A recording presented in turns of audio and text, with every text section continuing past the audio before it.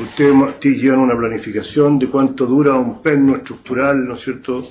Tienen un tiempo, hay una planificación para lo que decía Julio del desgaste material, puesto que hoy día el elemento agua es uno de los elementos más importantes hoy día a nivel mundial.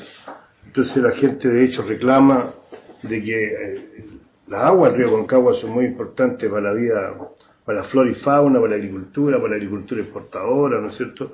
Entonces si esos pernos tienen un tiempo de vida útil después hay que cambiarlo, y acá es como que la respuesta que yo entendí, a lo mejor malamente, de mi interpretación mía, que excepcionalmente se agrietaron porque pareciera que duraban más. Lo que ocurre es que... Y lo otro que le quería preguntar al tiro a ella, era porque ahí tiene que haber una responsabilidad que tiene un sentido de bien común, pues, de todos los usuarios del agua del río Concagua, y eso en todas las mineras del mundo. Así es.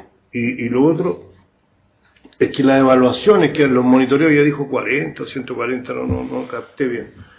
¿Quiénes son las empresas? ¿Son empresas externas? ¿Están al servicio de Codelco? ¿Están al servicio de quién?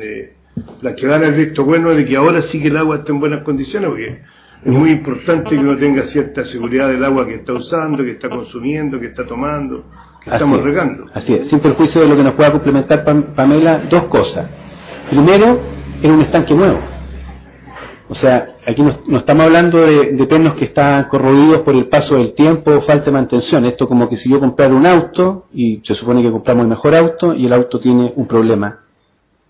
No sé, el motor, los pernos. Un tema de fábrica. Porque ese es el tema. O sea, aquí nos encontramos con un estanque nuevo que tenía a lo más un año y cuya vida útil de más de 20 o 30 años sin ningún problema y con buenas mantenciones. Pero encontramos que ese estanque nuevo, donde estaban los pernos y unían, ¿no es cierto?, el manto, tuvieron la falla que se expresa que se tuvieron. O sea, aquí no estamos hablando de corrosión ni paso del tiempo, estamos hablando de pernos de mala calidad, seguramente, que no fueron capaces de sostener la presión que ese estanque tuvo con la carga que tenía. Eso es lo que está transmitiendo Pamela. Y esto está más allá de lo que del conocimiento que tiene un ingeniero, un técnico en el uso. En absoluto, en absoluto. De hecho, están los protocolos, todo que demuestran de que pasaron por los test que correspondían. Yo sé que es difícil poder entender, pero a todos nos ha ocurrido que compramos algún bien y el bien viene con una falla. Aquí desafortunadamente nos encontramos con que la falla que se produce y el problema con los pernos nos produce este problema, ¿no es cierto? Y que después de haberlo analizado técnicamente con el IDIAM, de hecho con el IDIAM, que es un órgano externo que no depende ni mucho menos ni del Estado ni nada que se le parezca, ni de nosotros mucho menos, se estableció cuáles eran las causas básicas que eran los pernos. En lo que respecta a lo que son los monitoreos, nosotros por supuesto que hacemos monitoreos que son propios, pero lo hacemos con empresas externas. Aquí se habló, entiendo que el SERMA dijiste, SGS. Pero además no son los monitoreos que en definitiva son los relevantes para el caso, porque el que hace monitoreo inmediatamente es Salud. Salud levanta sus propios monitoreos y por supuesto los contrasta con los de nosotros. Además tenemos, como decía Pamela, los monitoreos que siempre levanta ESVAL, para lo que es el uso, como usted bien decía, también es un usuario del agua y ellos también hacen su monitoreo. Entonces lo que nosotros queremos decir es que nosotros aquí lo que hacemos es contrastar toda la información que se tiene, los monitoreos que levantamos nosotros, los que levanta la autoridad y los que levanta ESVAL, para en definitiva saber en qué situación estamos, pero no ocupamos exclusivamente monitoreos de nosotros, señor concejal. ¿Puedo hacer una pregunta? En realidad me llamó la atención este término floculante, ¿no? Entonces, es una especie, es un compuesto, pero quería saber qué características tiene, ¿es inerte o tiene... Mira, o ¿cómo se llama en realidad? Claro, generalmente son cloruro férrico y son materiales que se utilizan en las plantas de agua potable para limpiar el agua, el mismo producto. Okay. Y lo segundo... por lo que usted contaba, esto se extendió en alguna porción del río. ¿Cuál es la extensión de esta aplicación que ustedes hicieron? ¿Solo antes de llegar a la carretera internacional o tuvo una extensión más grande este tratamiento? No quedó claro cuánto floculante se aplicó y en qué extensión del río. Solo como un dato. Y una tercera pregunta en realidad. ¿Cuál es el origen de este estanque? ¿Es importado, producto nacional o autoconstrucción? Esas preguntas. Sí, no, mira, la extensión Como tú puedes ver acá, nosotros hicimos análisis incluso hasta el sector de los kilos. Todo ese es el tramo que fue controlado por parte de Codelco y donde se chequeó básicamente que no hubiera restos del incidente y donde se encontró, se rescató, digamos, como les contaba yo, manualmente desde la ribera. La pregunta que te hace María Pamela es ¿dónde, en qué extensión ocupamos el flocculante? Sí. Claro, básicamente todo el sector desde la salida de nuestra planta hasta la entrada con el Juncal, o sea, en Río Blanco, prácticamente ese sector principalmente, hasta el puente de los militares, como le llaman. Pero se chequeó toda la ribera, hasta abajo, por eso es que nosotros hicimos control incluso hasta el sector Los Kilos. ¿Y el estanque? ¿Cuál es el origen del estanque? Porque esos estanques, me imagino que no es el único, son varios, por lo que le escuché. ¿O? No, lo que yo quería decir básicamente que como medida correctiva, nosotros lo que hicimos fue chequear que estanque de sustancias que tengamos en la PPC fuese revisado, en este mismo sentido. Un poco eso. Ahora, el origen del estanque, bueno, es una información, digamos, que podría tenerla mejor precisada yo. No, en este momento, pero te la puedo aclarar de todas formas. Lo que pasa es que el sistema es un poco complejo en la corporación, ¿no? Hay una entidad que ejecuta un proyecto, hay otro que hace la adquisición, y esto es una adquisición completa, o sea, es estanque más perno, todo junto. Llegar al proveedor del perno no es tan sencillo como pero le agradecería el del estanque. Pero te lo averiguo y te lo informo, ¿no? Gracias. Sí. ¿Se puede identificar?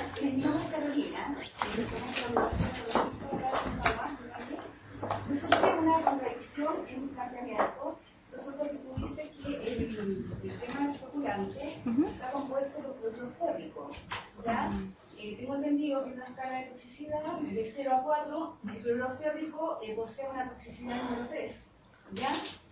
Entonces resulta que luego de este incidente, hubo hace poco un incidente donde se rompió la cañería de cloruro férrico y también es altamente tóxico. Entonces, eso es lo que no entiendo. ¿Cómo contrarrestas con una sustancia tan tóxica el daño producido por otra sustancia?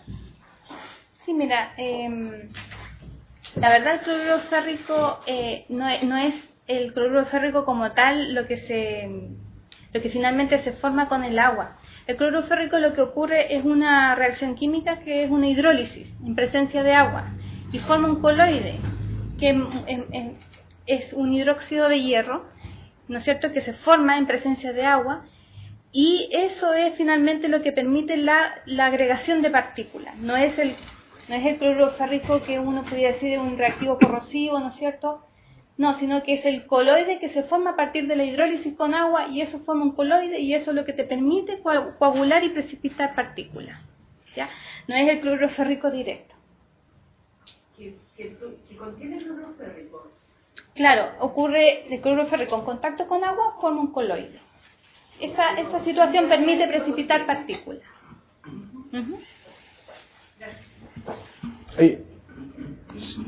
Aquí me hicieron llegar para no quedar con la deuda. Este estanque, la división, si gusta pueden... pero queda grabado, ¿no es cierto? Ya, perfecto. Lo compró la empresa Molicop Chile S.A., una empresa chilena que lo fabricó según los planos de diseño trazados por la empresa de ingeniería SKM Minmetal. Ahí están los dos datos a propósito de la consulta. Fabricante. ¿Vale? Sí, seguimos con el otro evento. Sí, tenemos el informe de investigación y además el informe del IDIEM que se entregó a la autoridad, de ahí la fuente de información. Bueno, el otro es la rotura de la línea cloruro férrico.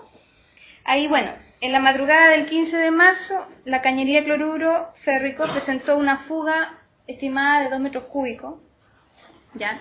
Debido a una falla de las uniones. El cloruro férrico ingresó al proceso productivo formándose este coloide por presencia de agua que quedó retenido en las diversas etapas de sedimentación y decantación de la planta. ¿Recuerdan ustedes los pozos que vimos en el incidente anterior? Bueno, en esas mismas contenedores quedó este cloruro férrico ya no como cloruro férrico, sino que como hidróxido de hierro o coloide. Por lo tanto, estos 2 metros cúbicos básicamente se diluyeron en 1.252 metros cúbicos de pozos de trabajo o de sedimentación. Estamos hablando de 600 veces la dilución. Por ende, como se forma este coloide, permite la precipitación de partículas y por lo tanto solo una fracción menor llegó a la última etapa del proceso, que es la planta de Riley de la planta de productos comerciales. Es ahí entonces que la consecuencia del incidente es la descarga de este coloide o hidróxido de hierro, que es un coagulador de partículas, que representa algo así como el 0,1% del hierro, presenta inicialmente los 2 metros cúbicos de cloruro férrico. Es un poco complejo entenderlo, pero es básicamente eso. Tenemos una fuga, una reacción química, la formación de un coloide, ¿no es cierto?, donde esa misma situación de coloide permite la sedimentación dentro de la misma planta y una fracción menor entonces de descarga al río del coloide. Causa, bueno. ¿Cuál es la diferencia química, digamos, en términos de coloide y de cloruro? Claro, el cloruro férrico, ¿no es cierto?, es una sal corrosiva, claro, y el hidróxido de hierro en realidad es un precipitador de partículas que se forma a pH de normal, digo yo, de 7 a básico, ¿ya? Entonces es distinta la situación, no es lo mismo que te caiga cloruro férrico al río que te caiga el coloide, ¿ya? El coloide lo que va a favorecer es la agregación de partículas que puedan estar ahí y por lo tanto mejor permite limpieza. El cloruro férrico es el reactivo, digamos que sin presencia de agua, como dice la persona más atrás, un reactivo que podría ser tóxico si yo me lo bebo así en el taco. Pero en pequeña cantidad también tiene que hacer daño. ¿Cómo? ¿El cloruro férrico? Sí, el cloruro férrico como tal, como reactivo, es un reactivo corrosivo. Si pasa por las líneas, corroe las líneas, ¿ya? El tema es que cuando entra en contacto con agua, forma este hidróxido de hierro. Fija, sufre una hidrólisis que se llama en química, una hidrólisis. Y este coloide es más benevolente en el sentido de que lo que hace es limpiar las aguas, que es lo que se usa en las plantas de agua potable, por ejemplo. ¿Cómo afecta a los organismos, tanto animales como humanos?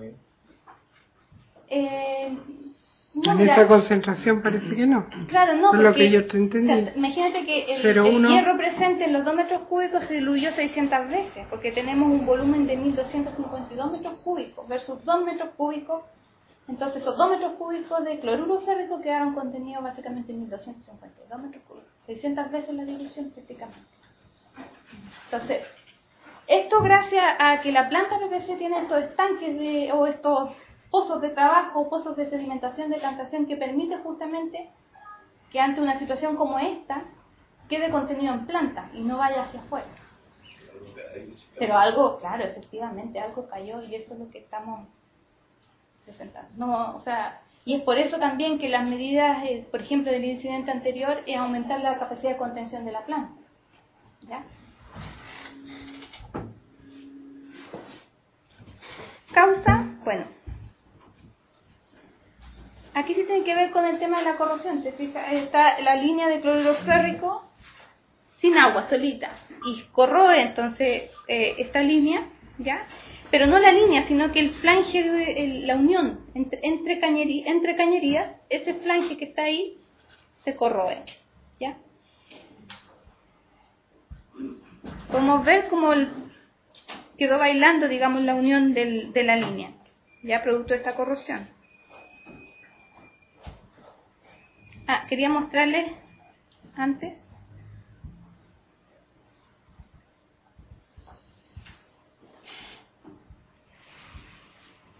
el circuito que siguió. Está la línea de cloruro férrico, ¿no es cierto?, que entra en contacto con el sistema productivo al final del proceso, antes de entrar a la planta de Riley. Y aquí están todos estos pozos que les señalaba, donde quedó contenido el coloide, Por ejemplo, si ustedes pueden apreciar esos mismos pozos que vimos en la vez anterior, ¿no es cierto?, con el contenido de pulpa, hoy día fueron capaces de contener gran parte, ¿no es cierto?, del coloide, y por eso se ve rojizo, porque el coloide de hidróxido de hierro tiene un color café, ¿ya? Esa foto fue tomada el mismo día del evento. Bueno, acciones operativas inmediatas. Por protocolo de procedimiento de emergencia, ¿no es cierto?, ante esta situación nosotros lo que hacemos es desviar el reel fuera de norma, ¿no es cierto?, para que no dé el río, ¿no es cierto?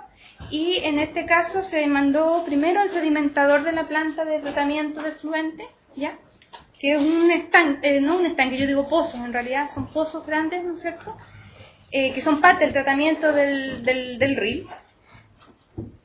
Detención, obviamente, de la planta de cloración para detección de la fuga. ¿Qué pasa? Que el cloruro férrico, en cierta forma, se produce dentro de la misma planta, PPC, la misma planta de productos comerciales. Como es un insumo para el proceso, tenemos una planta de cloro que pasa el cloruro ferroso a cloruro férrico, lo va oxidando el cloro, ¿ya? Entonces tuvimos que detener ese proceso, ¿ya?, de oxidación del ferroso al férrico, lo detuvimos para detectar la fuga. ¿Dónde fue que se rompió la línea o se agrietó la línea de cloruro férrico? Detectada obviamente la fuga, entonces se procede como acción inmediata a su reparación. Posterior al desvío al sedimentador copada, ¿no es cierto?, su capacidad, se desvió a Pozo Ciego. La planta de riles de la PPC tiene además del sedimentador, ¿no es cierto?, hay un pozo, digamos, para contención de derrame, que también se usó en este evento, ¿ya? Y obviamente el cambio de las uniones apernadas, digamos, por uniones de electrofusión. Cambiamos el material de todas las uniones de la cañería del cloruro férrico por otras que no sufrieran corrosión. Acciones de comunicación, aviso a toda la autoridad, esta vez a la Municipalidad también de los Andes. También, obviamente, a nuestra comunidad externa, siempre a ESVAL y la Junta de Vigilancia, y los comunicados de prensa y comunicados internos correspondientes dentro de la misma corporación. En esta ocasión también la autoridad se hizo presente ante el evento. Se emitieron actas de inspección tanto por Senagiomín, el Servicio Agrícola Ganadero y el Salud. En el caso de salud, incluso, ¿no es cierto?, tomaron muestras de río para contrastar con nuestros datos. Y Andina emitió el 20 de marzo todos los requerimientos de información que hicieron estos servicios, incluidos los monitoreos que nos solicitó el Servicio de Salud, contra el cual ellos contrarrestan la información que ellos tomaron.